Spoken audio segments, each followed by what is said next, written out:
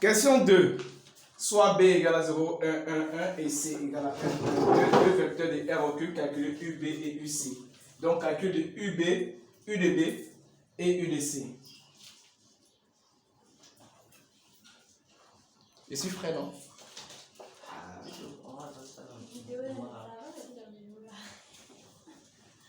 Mais eux, mes vidéo, ça pas que c'est frais. On continue. Ici, ils ont donné B. Donc, ils ont donné B, donc soit ENT, soit B égale, ils ont donné B les coordonnées 0, 1, 1. Ils ont donné C les coordonnées 1, 1, 2. Ok, donc nous devons de calculer U de B. Ok. Comment on calcule l'image d'un vecteur?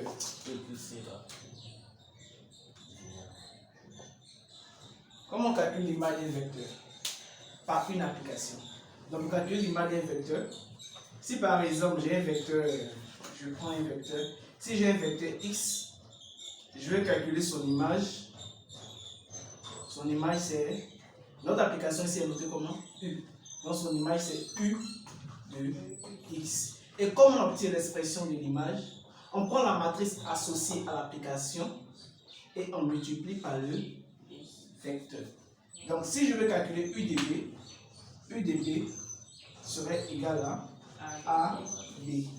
U de A serait égal à, et U de C au moins, serait égal à A, C. Donc tu dois faire le produit. Donc allons-y, faire le calcul ici.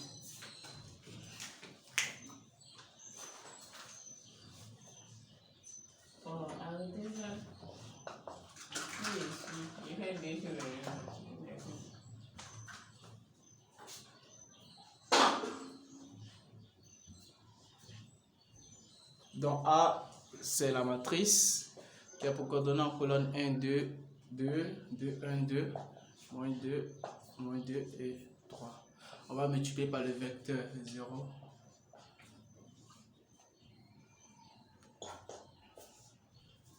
Donc ici, c'est 3 lignes, 3 colonnes.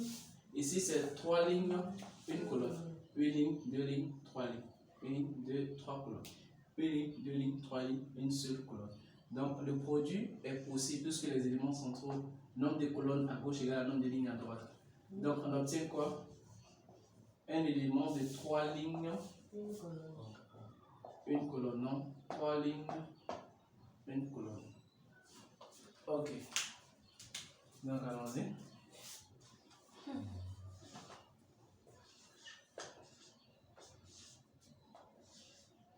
Ok.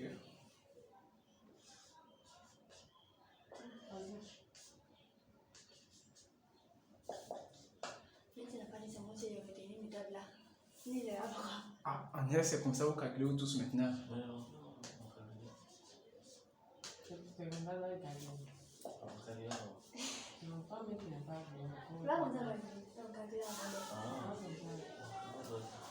Ok, donc allons-y. Tu calcules U de C maintenant. Non.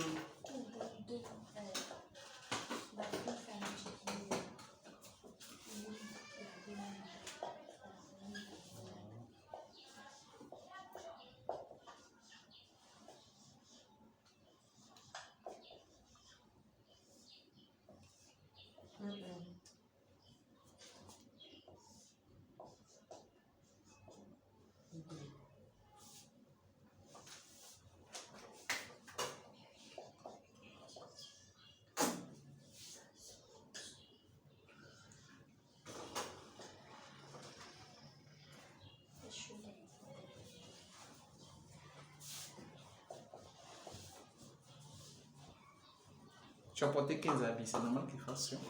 C'est là-bas. J'avais mis son petit bleu là-dedans. Oui, j'ai dit c'est peut-être il était bien. C'est fort tableau.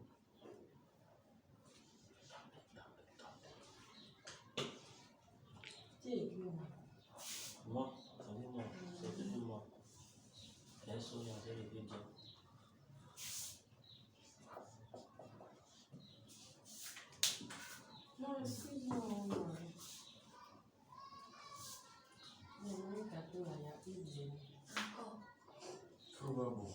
Ok.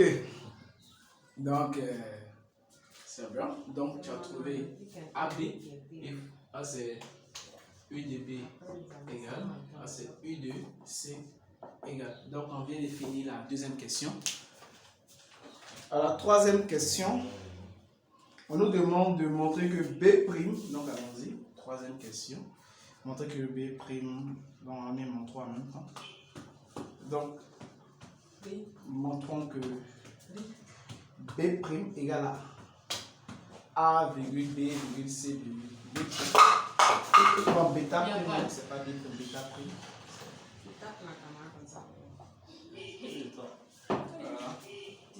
A, B, C est une base de R au cube.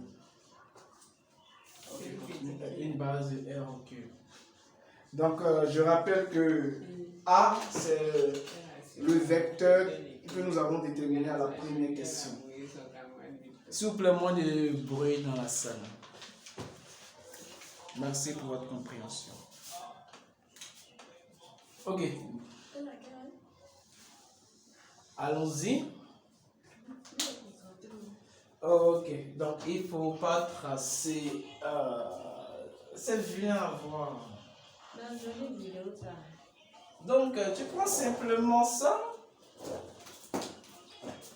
Tu viens, tu juste déposes là. Ok.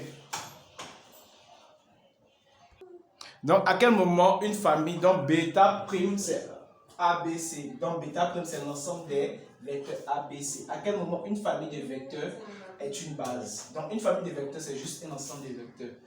Donc tu vas mettre les deux conditions ici. Donc tu vas mettre bêta prime est une base de R au cube si les deux conditions suivantes sont vérifiées. Tu te rappelles des conditions, non? Elle doit être libre et génératrice. Ok, donc bêta prime est une base de R au cube si elle respecte les deux conditions suivantes, c'est-à-dire si elle est à la fois libre et génératrice.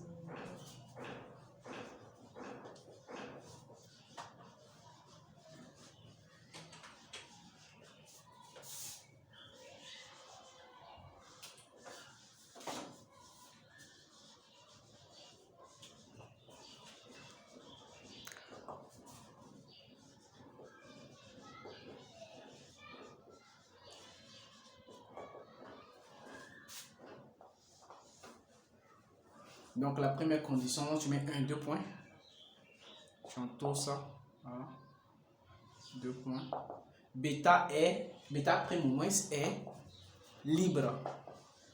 Donc en bas, tu mets 2 points. Bêta prime est génératrice. Donc c'est pratiquement pareil, vous devez retenir les étapes. Donc il y a une deuxième méthode qui consiste à passer par la définition. Mais j'ai dit que lorsqu'on traite un exercice et puis l'ensemble des départs égale l'ensemble d'arrivée, pour montrer que bêta prime est libre, au lieu de passer par la définition, on peut montrer que le déterminant formé par les trois vecteurs est différent de 0. Donc équivaut à déterminant de bêta différent de 0. Oui. On fait ça lorsque l'ensemble des départs, l'ensemble d'arrivée. Si l'ensemble des départs n'est pas égal à l'ensemble d'arrivée, on va passer par la définition. Donc, montrer que c'est libre. S'il y en a 3 vecteurs, on prend 3 scalaires. Si on a 2 vecteurs, on prend 2 scalaires. Et on montre que le premier scalaire fois le premier vecteur plus le deuxième scalaire fois le deuxième vecteur plus point égal à 0 équivaut au premier scalaire égal au deuxième scalaire égal à point. Le n scalaire égal à 0. Ok, donc, pour montrer que bêta est génératrice, ici dans ce cas, on montre simplement, c'est évident, on montre simplement le cardinal équivaut à cardinal de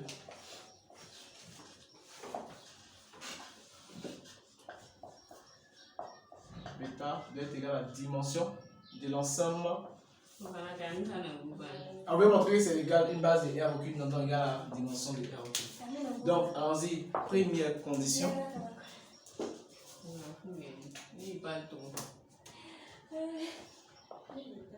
S'il vous plaît, moins de bruit. Les étudiants n'aiment pas quand il y a du bruit dans la vidéo.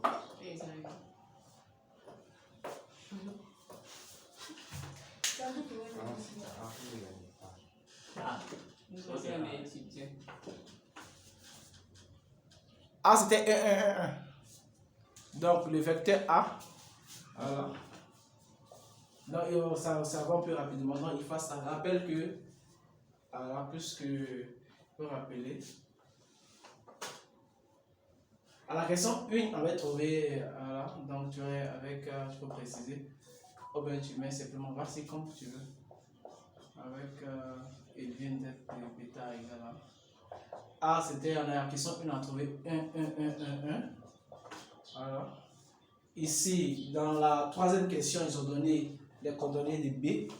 B a pour coordonnées 0, 1, 1. Voilà, ça même ici, on a utilisé ça dans la deuxième question. C a pour coordonnées 1, 1, 2. Voilà. Donc, ce sont ces vecteurs-là que tu vas placer en colonne pour former le déterminant bêta prime.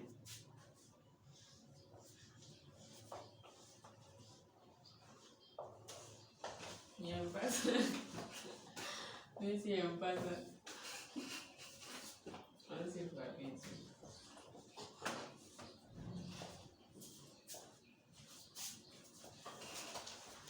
Ok, donc tu calcules le déterminant.